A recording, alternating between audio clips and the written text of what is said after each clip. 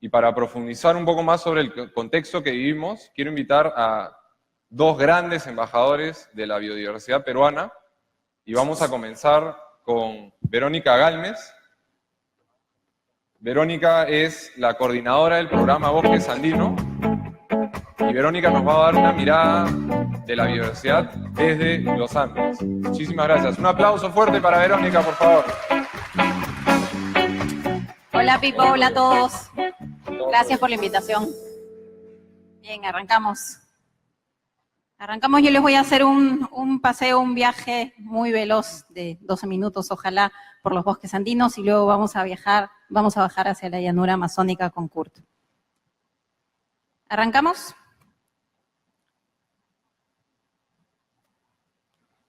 Un gin tonic. ¿Muy temprano?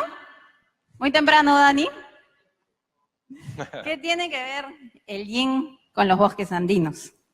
Probablemente muchos nos hayamos tomado uno o hayamos preparado uno, pero probablemente lo que no sepamos es que la base para poder crear esta bebida tan popular es la quinina, el extracto de la quina, el árbol emblemático del Perú y que hace parte de nuestro escudo nacional, aunque a veces mal ilustrado, pero hace parte.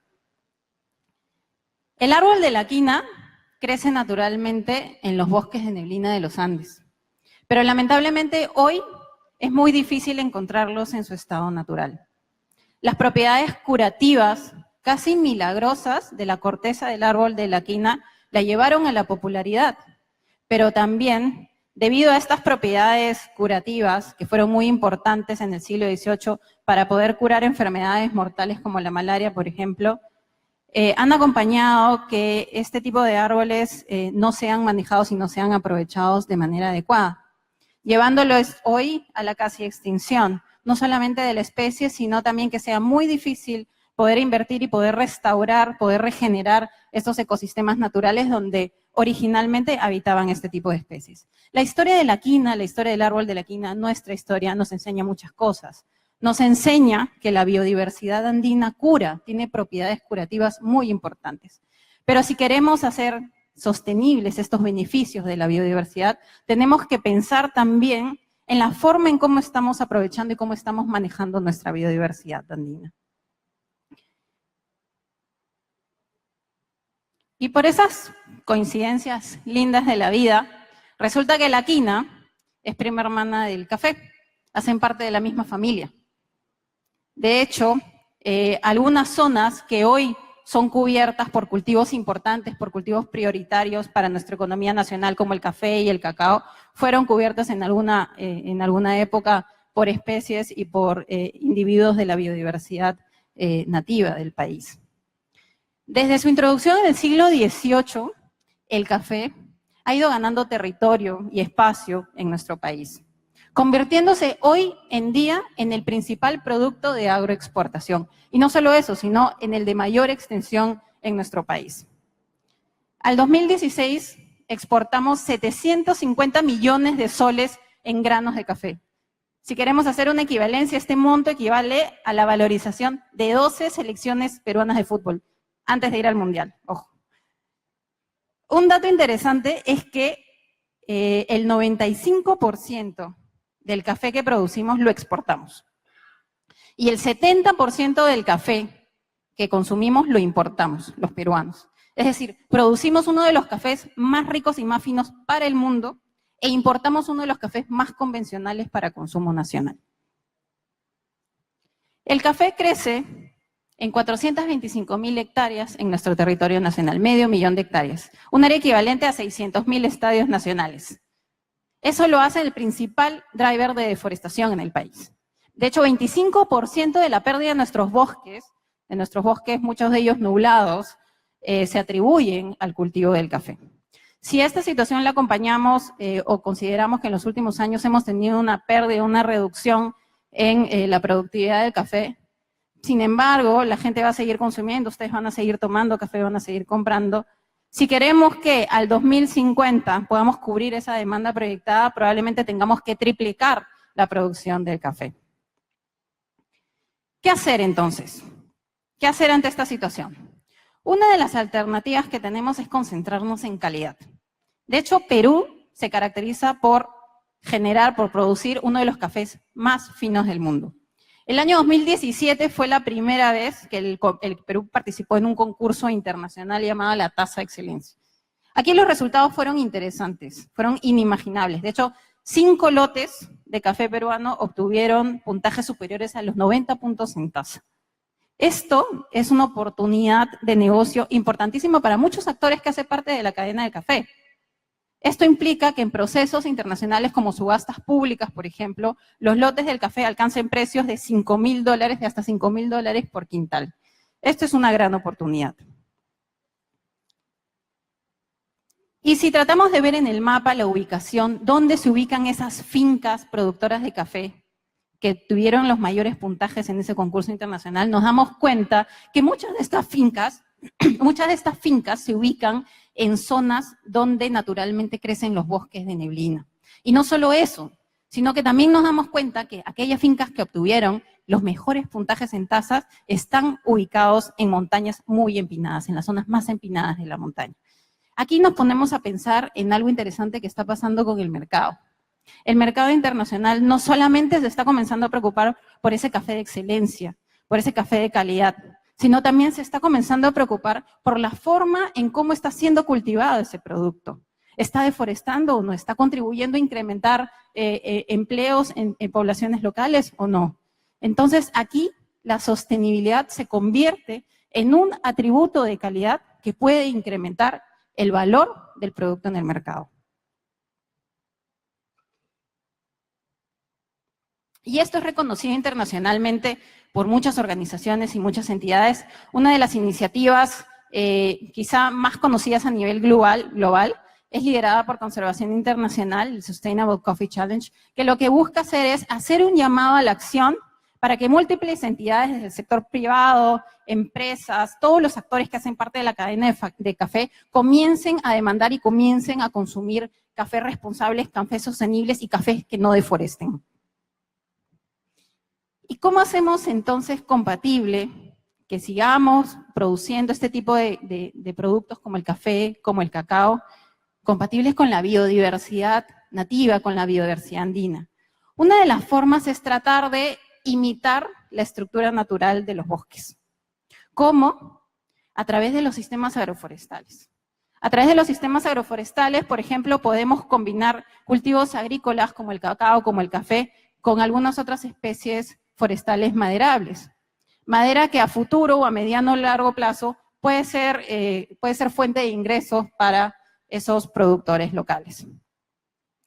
Y aquí obviamente el interés o la prioridad se le tendría que dar a aquellos árboles que están ubicados ya y que existen ya en el paisaje natural. Pero a veces el contexto actual no nos lo permite. ¿Por qué?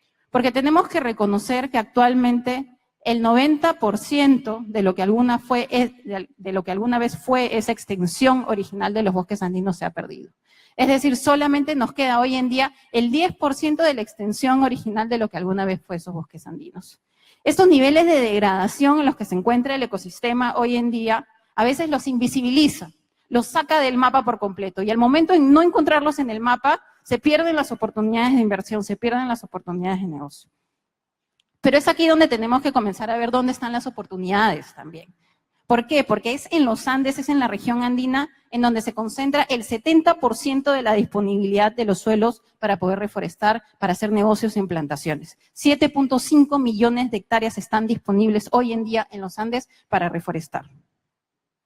Y si hablamos de reforestación en los Andes, definitivamente tenemos que hablar de las comunidades campesinas, de las comunidades campesinas que habitan nuestros Andes. Es aquí donde se concentran las oportunidades para poder hacer negocios con impacto social y ambiental con base en el aprovechamiento adecuado de la biodiversidad andina.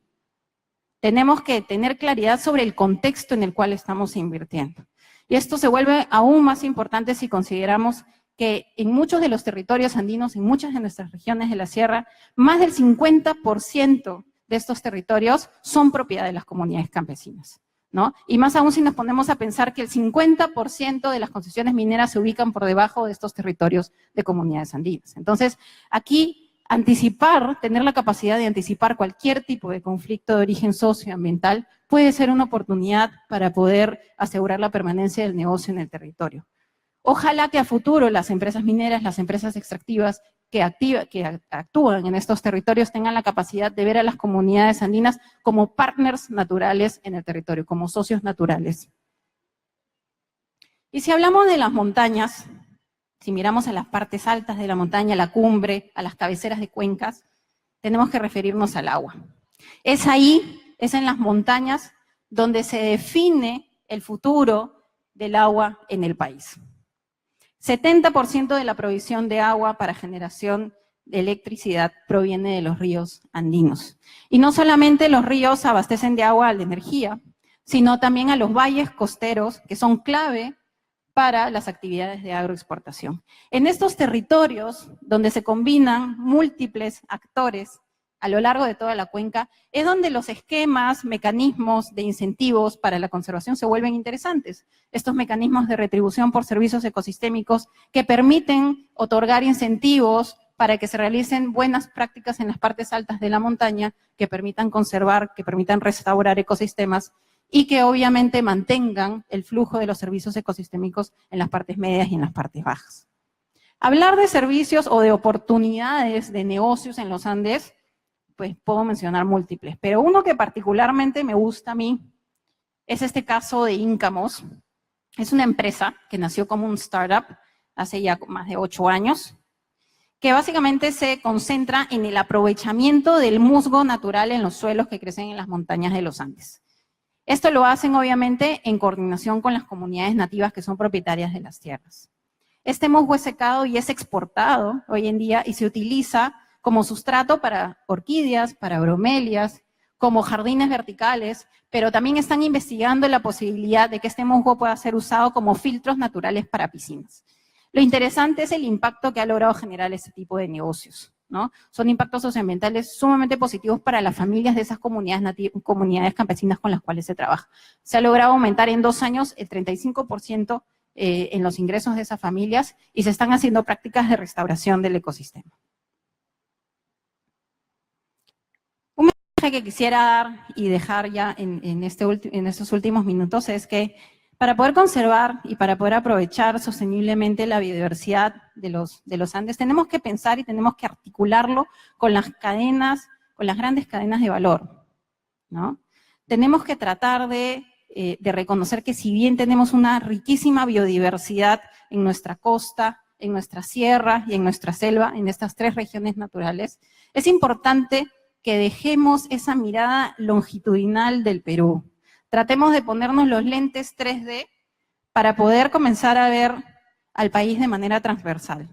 Cuando comencemos a hacer los cortes en la cordillera, los cortes en los Andes y podamos ver las diferencias en esos pisos altitudinales, es donde realmente nos vamos a poner esos lentes de identificación de las oportunidades de negocio compatibles con la biodiversidad. Y termino comentando que probablemente los Andes no son para la producción a gran escala. Históricamente lo hemos demostrado. Ni los Andes ni muchas otras montañas en otras regiones. Probablemente las montañas andinas sean para perfumería, para exquisiteces, para esos productos de exclusividad. Y por eso trabajar con estos mercados es una gran oportunidad. Esta es una de nuestras grandes apuestas. Muchísimas gracias.